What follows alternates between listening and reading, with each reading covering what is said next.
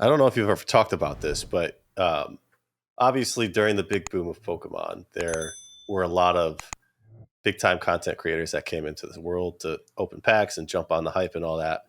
The one big time Yu-Gi-Oh guy who does seem to genuinely enjoy Yu-Gi-Oh, probably on an unhealthy level, is Penguins or what's his other name? Charlie. Yeah. He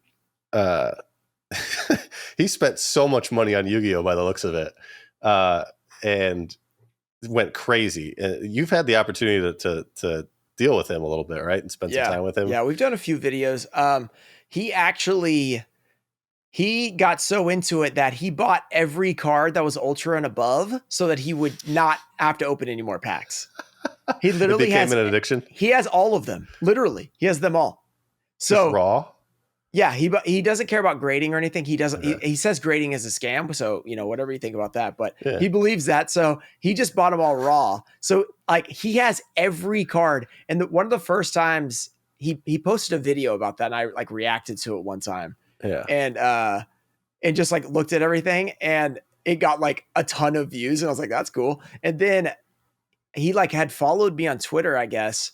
So one time I sent him a message about doing an opening. So we did an opening one time, and I got to go down and like meet him and everything. So that was cool. And then he was on my Guess That Price series where I have people guess Yu-Gi-Oh card prices. So I've done 2 videos with him at this point.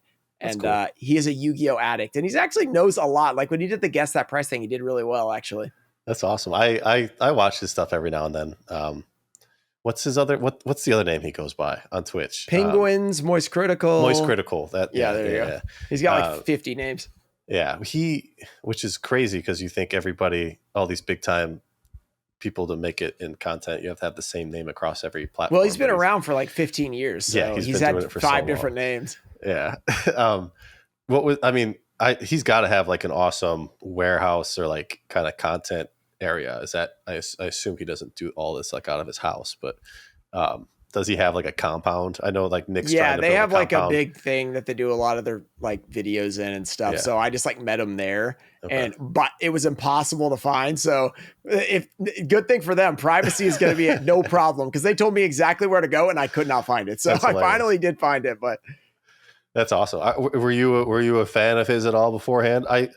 Again, like I've only watched random stuff of his, mainly the Yu-Gi-Oh things he was doing. He did a little bit of Pokemon, but he just goes on rants and just talks about people in the events and things. It's pretty funny. It's pretty incredible, because I remember I first heard about him from PokeRev, who's a huge fan of his. Yeah. And Rev was like, because he was like, this guy's getting like 1 million views on his opening video. We can't do anything over here.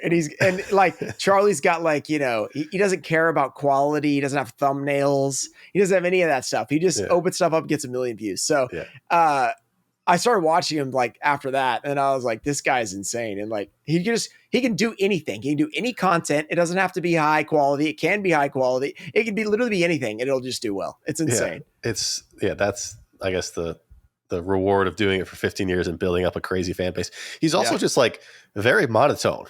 He doesn't really like go up and down. Like there's not a lot of, not that I'm calling out Charlie, but there's not a lot of entertainment there, at least from like it's entertaining. It's just not very, you want more, you feel like you want more emotion. And then you start seeing like any like change of like, any sound, you're like, oh, okay, he's getting emotional here, and he's like slightly like more into it. Just barely gone up on it. Yeah, it's very entertaining. I love it. His takes on things are just hysterical, and he does the. I feel like most of the time he makes pretty good takes. Like I mean, sometimes he'll say something crazy, but like most people, when you talk about that many different opinions, like you're going to say something insane. He rarely does, so it's pretty good. Well, yeah. So with him not doing as much Yu-Gi-Oh, I wonder if that's hurt the Yu-Gi-Oh community.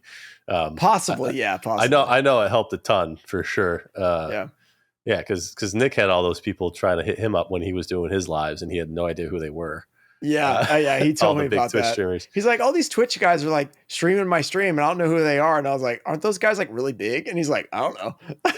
he had Miskiff, who was like the biggest at the time it was happening. Streaming his stream, which was insane. Thank you so much for watching. If you enjoyed that clip, be sure to check out the full video podcast right here. And every Thursday, we drop a new podcast that premieres on YouTube here live at 9 p.m. Eastern time. So be sure to subscribe and comment down below which guest you'd like me to have on next.